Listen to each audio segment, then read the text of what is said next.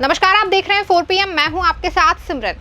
अपनी अलग तरह की राजनीति के लिए जाने जाने वाले आम आदमी पार्टी के राष्ट्रीय संयोजक अरविंद केजरीवाल ने दिल्ली में अपनी सत्ता को बरकरार रखने के लिए चुनावी बिगुल फूंक दिया है।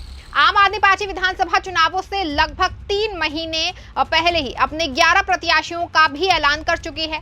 साथ ही चुनावी रणनीति बनाने में भी अरविंद केजरीवाल लगातार लगे हुए हैं। वो लगातार अपने विधायकों, पार्षदों और कार्यकर्ताओं के साथ बैठकें कर रहे हैं, उन्हें नए नए टास्क भी दे रहे हैं। कहीं ना कहीं अरविंद केजरीवाल ये जानते हैं कि इस बार सत्ता की राह उनके लिए पिछले चुनावों जितनी आसान नहीं है, इसलिए उन्होंने सबसे पहले अपने चुनावी अस्त्र निकालने शुरू कर दिए हैं और विरोधियों को निशाना बनाना भी शुरू कर दिया है। इस बार अरविंद केजरीवाल काफी एक्टिव और एक अलग मूड में नजर आ रहे हैं।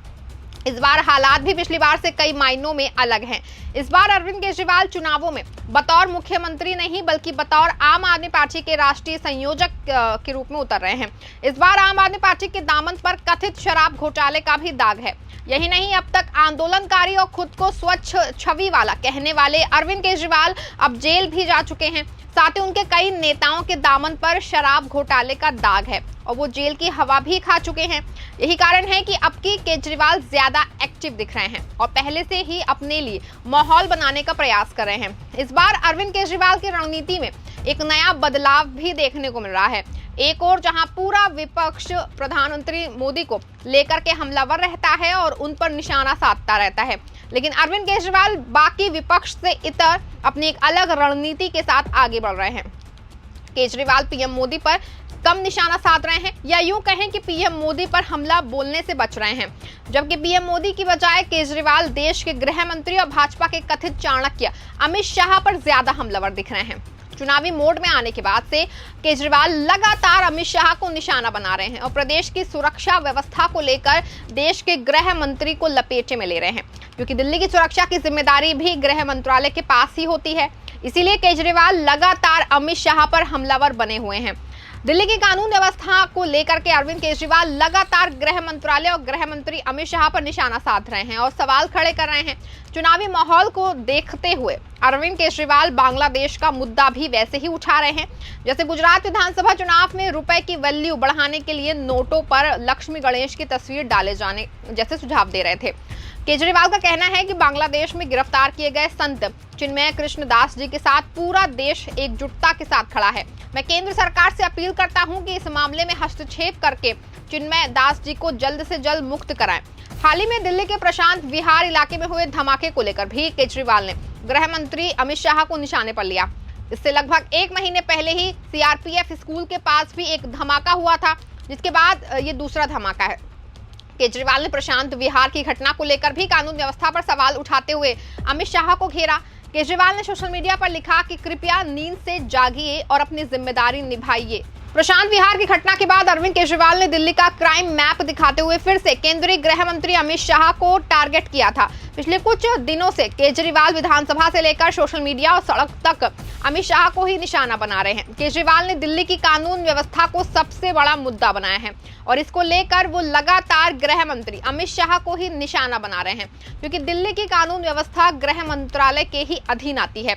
इसीलिए केजरीवाल सिर्फ और सिर्फ अमित शाह को निशाने पर ले रहे हैं। अगर हम अरविंद केजरीवाल के सोशल मीडिया अकाउंट एक्स को देखें तो वहां पर सिर्फ आपको दिल्ली में हो रही आपराधिक घटनाओं को लेकर के अमित शाह पर हमला ही दिखेगा। केजरीवाल अलग अलग इलाकों में हो रही घटनाओं की खबर को लेकर के अमित शाह पर लगातार निशाना साध रहे हैं और दिल्ली बदहाल कानून व्यवस्था पर सवाल उठा रहे हैं। जेल में बंद गैंगस्टर लॉरेंस बिश्नोई को लेकर भी केजरीवाल ने भाजपा और अमित शाह पर निशाना साधा था। केजरीवाल का दावा है कि लॉरेंस बिश्नोई को बीजेपी का संरक्षण मिला हुआ है। आए दिन केजरीवाल अमित शाह पर गंभीर से गंभीर आरोप लगा रहे हैं और उन्हें ही निशाना बना रहे हैं। एक अन्य पोस्ट में केजरीवाल लिखते हैं कि दिल्ली में खुलेआम लोगों के मर्डर हो रहे हैं और बीजेपी कह रही है कि दिल्ली में क्राइम कोई मुद्दा ही नहीं है। दिन दहाड़े महिलाओं के साथ रेप हो रहे हैं, महिलाएं डरी हुई हैं और बीजेपी कह रही है कि दिल्ली में क्राइम कोई मुद्दा ही नहीं है। सड़कों पर खुलेआम गोलियां चल रही हैं और बीजेपी कह रही है कि दिल्ली में क्राइम कोई मुद्दा ही नहीं है। व्यापारियों को फिरौती के फोन आ रहे हैं और बीजेपी कह रही है कि दिल्ली में क्राइम कोई मुद्दा ही नहीं है। अगर आप समस्या को स्वीकार ही नहीं करेंगे तो समाधान कैसे निकलेगा।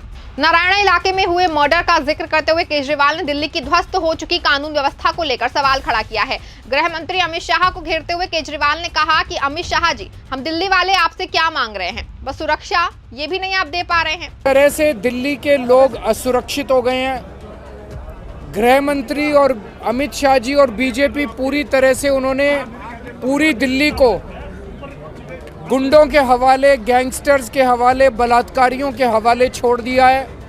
लोगों की रक्षा करने के लिए कोई नहीं बचा है और लोगों को समझ नहीं आ रहा है कि लोग कहाँ जाएं। तो अमित शाह जी, बीजेपी वाले, कृपया दिल्ली के लोगों को सुरक्षा दीजिए। दिल्ली का बहुत बुरा हाल हो गया है और दिल्ली के लोग बहुत असुरक्षित महसूस कर रहे हैं। इनके लिए कुछ कीजिए। अरविंद केजरीवाल लगातार प्रदेश की कानून व्यवस्था को लेकर गृह मंत्री अमित शाह को घेर रहे हैं और उन पर सवाल उठा रहे हैं। लेकिन गौर करने वाली बात यह है कि इस दौरान केजरीवाल एक भी बार प्रधानमंत्री नरेंद्र मोदी का नाम तक नहीं ले रहे हैं। केजरीवाल अपना हमला सिर्फ और सिर्फ अमित शाह तक केंद्रित रखे हुए हैं। वो बीजेपी का नाम लेकर तो घेर रहे हैं, लेकिन पीएम मोदी का नाम लेने से साफ बचते दिख रहे हैं। ये आम आदमी पार्टी की चुनावी रणनीति का हिस्सा लगता है, जो पहले भी चुनावों के दौरान देखा जा चुका है। केजरीवाल के अलावा पार्टी के और भी नेता जो हैं अमित शाह पर ही हमलावर दिखते हैं और कानून व्यवस्था को लेकर ही लगातार आक्रामक रुख जो है इख्तियार किए हुए हैं। आम आदमी पार्टी के नेताओं ने हाल ही में आरोप लगाया था कि दिल्ली के एक इलाके में बीजेपी के गुंडों ने अरविंद केजरीवाल को घेर लिया था। बताते हैं कि अरविंद केजरीवाल नांगलोई जाट में एक परिवार से मिलने गए थे। इस घटना को लेकर के आम आदमी पार्टी की ओर से कहा गया कि गैंगस्टर परस्त बीजेपी की गुंडागर्दी का एक और नमूना। अरविंद केजरीवाल बीजेपी की बिगड़ती कानून व्यवस्था से पीड़ित एक परिवार से मिलने नांगलोई जाट जा रहे थे, लेकिन भारतीय जनता पार्टी ने वहां अपने गुंडे तैनात कर दिए। केजरीवाल को अलग कुछ हो गया तो अमित शाह और दिल्ली पुलिस इसके लिए जिम्मेदार होगी। इससे पहले आपकी ओर से यह दावा किया गया था कि पदयात्रा के दौरान विकासपुरी में दिल्ली के पूर्व मुख्यमंत्री अरविंद केजरीवाल पर हमले की कोशिश हुई थी। दिल्ली के पूर्व उप मुख्यमंत्री मनीष सिसोदिया ने इस हमले को बेहद निंदनीय और चिंताजनक बताया था।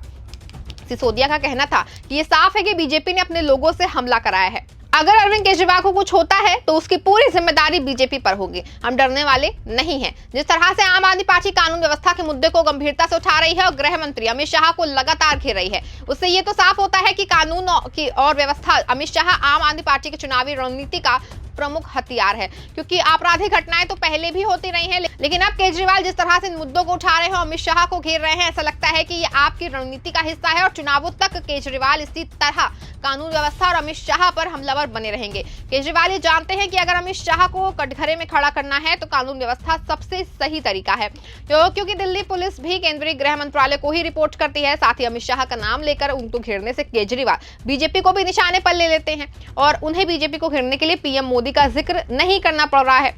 यानी कहीं ना कहीं केजरीवाल एक सोची समझी रणनीति के तहत पीएम मोदी का नाम लेने से बच रहे हैं। नाम लेकर प्रधानमंत्री मोदी को टारगेट करने से बचने की ये रणनीति पहले भी देखी जा चुकी है। 2020 के दिल्ली विधानसभा चुनाव के काफी पहले ही अरविंद केजरीवाल ने प्रधानमंत्री मोदी का नाम लेना लगभग बंद कर दिया था। 2019 से लेकर 2022 के आखिर तक अरविंद केजरीवाल को चुनावी रैलियों से लेकर सोशल मीडिया तक हर जगह मोदी का नाम लेने से बचते महसूस किया गया था। तब ये माना गया था कि लोकसभा चुनाव में मोदी पर हमले को लेकर लोग नाराज हो जाएंगे, इसलिए अरविंद केजरीवाल परहेज कर रहे थे। अब एक बार फिर केजरीवाल अपनी उसी रणनीति पर आगे बढ़ते हुए दिखाई पड़ रहे हैं। इससे पहले जून 2023 में रामलीला मैदान की रैली में अरविंद केजरीवाल ने चौथी पास एक राजा की कहानी सुनाई थी, जिसमें उनके निशाने पर प्रधानमंत्री मोदी ही दिखे थे। लेकिन लोकसभा चुनावों के दौरान एक बार फिर केजरीवाल ने पीएम मोदी का उतना खुला हमला नहीं बोला है। हालांकि जेल से बाहर आने के बाद उन्होंने जरूर पीएम मोदी को निशाने पर लिया था, लेकिन उसके बाद से अब जब से उन्होंने दिल्ली विधानसभा चुनावों के लिए हुंकार भरी है, तब से फिर से उन्होंने मोदी के नाम से दूरी बनानी शुरू कर दी है। लोकसभा चुनाव के दौरान भी केजरीवाल अमित शाह को ही निशाने पर लेते रहे। बहाना तो योगी आदित्यनाथ का था, लेकिन वो मोदी के फेवर में ही बयान दे रहे थे। अरविंद केजरीवाल कह तो ये रहे थे कि 75 साल पार होते ही मोदी को हटा दिया जाएगा और अमित शाह प्रधानमंत्री बने तो योगी आदित्यनाथ को यूपी के मुख्यमंत्री की कुर्सी से हटा देंगे। उस दौरान भी केजरीवाल यही कहते फिर रहे थे कि 2024 का चुनाव अमित शाह को प्रधानमंत्री बनाने के लिए है। ये पीएम मोदी का नहीं बल्कि अमित शाह का चुनाव है।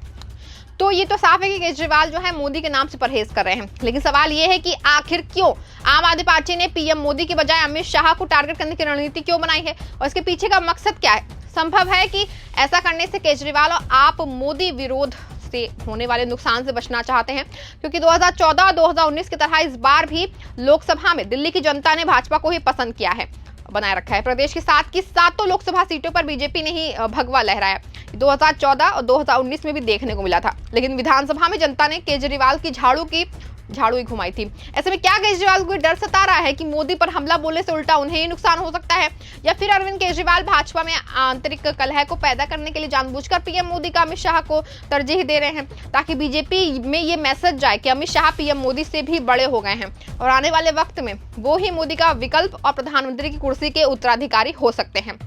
जाहिर है कि बीजेपी में ऐसा जो मैसेज जाने से आंतरिक कलह पैदा हो सकती है और संघ से लेकर नितिन गडकरी, राजनाथ सिंह और शिवराज सिंह चौहान जैसे पार्टी के वरिष्ठ नेता भी इससे खफा हो सकते हैं।